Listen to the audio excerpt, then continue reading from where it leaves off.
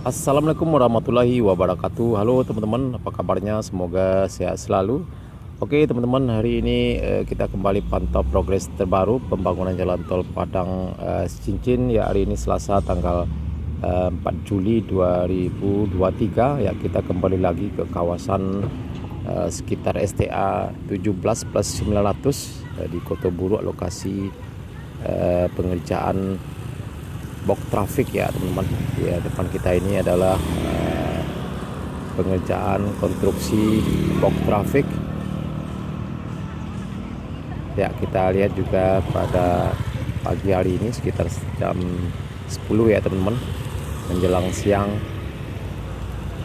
banyak sekali truk yang antri di sana. Kita lihat membawa material sirtu ya, kerikil ya teman-teman, untuk pengerjaan penjelasan badan jalan tol di sekitar kawasan ini.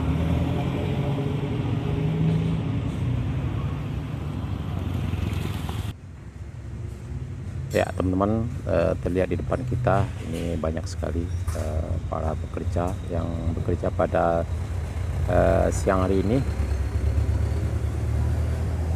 membuat konstruksi box traffic di jalan desa di Kota Buruk ini. Ini teman-teman, kita lihat di sana juga sepertinya pengerjaan box curver ya teman-teman.